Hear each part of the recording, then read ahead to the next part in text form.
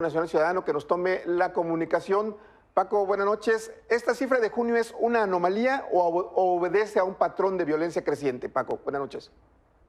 Buenas noches, un gusto como siempre estar con ustedes y el auditorio. Pues mira, la verdad es que este es un mes que tuvo muy malos resultados, pero no es el único mes que tiene malos resultados y no es una situación extraordinaria. Sabemos que esta es la administración más violenta de la historia reciente de nuestro país, no solo los 4 años ya cumplidos del gobierno del presidente López. Estos se posicionan en las primeras 5 posiciones de los años más violentos de nuestra historia. Sabemos que más de 40,000 personas han desaparecido en este sexenio y si consideramos, estamos hablando que de 1964 a la fecha han desaparecido 115,000 personas, cuando más de 43,000 han desaparecido en este sexenio. Estamos hablando de una situación drástica. La extorsión se encuentra en máximos históricos, los delitos electorales y la violencia que se genera a partir de las elecciones en máximos históricos, así como un sinfín de otros delitos que están afectando muy gravemente a nuestra sociedad.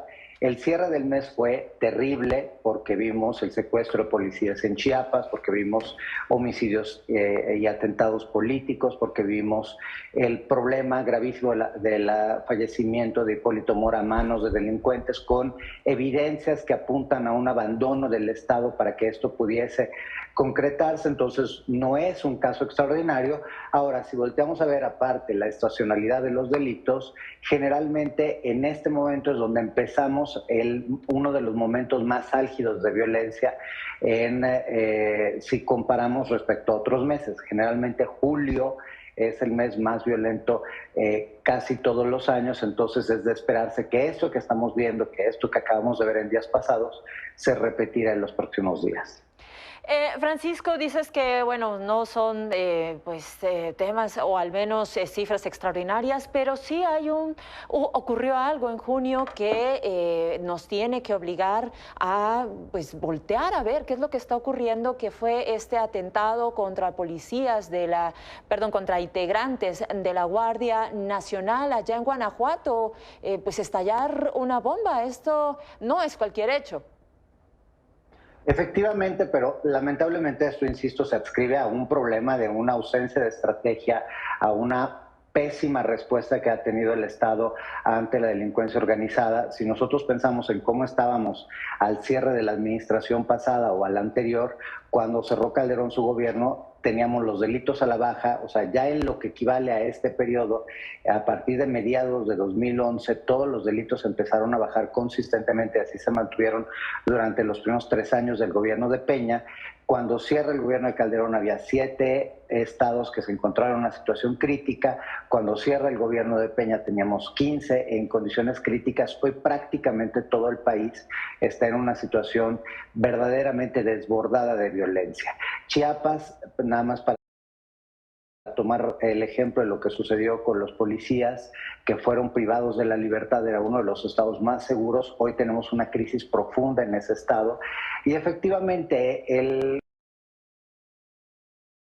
uso del terrorismo, o sea, de acciones que están asociadas al terrorismo, como los coches bomba, no es una cosa común. Ha sucedido en México, sí lo ha sucedido, no es una cosa común y no debe ser considerada una cosa menor.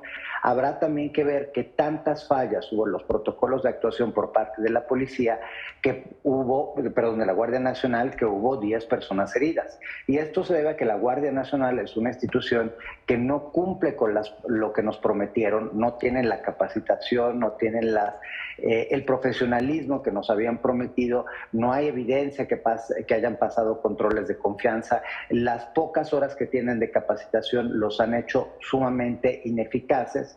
Por ejemplo, en datos oficiales, sabemos que el año pasado la Guardia Nacional apenas logró en todo el año, una institución tan grande como es la Guardia Nacional, de más de 115,000 elementos, apenas 7,000 detenciones, de las cuales solo 13 fueron debidos a una investigación. Todo lo demás fue flagrancia de delitos y de delitos mínimos. Eso no lo hace ni siquiera una policía municipal. Es decir, hay una muy poca capacidad que tiene la Guardia Nacional, y asociado pues a un abandono de la Fiscalía General de la República, que duerme el sueño de los justos. En este sexenio han caído entre un 60 y un 80% los aseguramientos de armas, de drogas, de efectivo, de piratería, de contrabando. Y paralelamente ha habido un desmantelamiento de las instituciones estatales a través de recortes presupuestales muy profundos. Las fiscalías y policías estatales han perdido más de un 40% de los recursos que tenían si los comparamos contra el sexenio anterior. Y en el caso específico, las policías municipales por tercer año consecutivo tienen 0 pesos con 0 centavos para su fortalecimiento. Eso hace que exista un caldo de cultivo enorme en donde la violencia puede desatarse y podemos tener estos hechos tan terribles como los que acabamos de ver en esta semana. Muy bien, Paco, pues te agradecemos este muy claro análisis de lo que estamos viviendo y de darle un contexto a estas cifras que estamos viendo y pues ojalá no se repita la tendencia de que julio es el mes más violento de cada año, porque estuvo terrible junio. Gracias, Paco, buenas noches. Buenas noches a ustedes y los invito a que entren al observatorio. Ahí entran en la página, encontrarán toda la información referente por estados, municipios y a nivel nacional. Muchas gracias. Ahí está, Observatorio Nacional Ciudadano.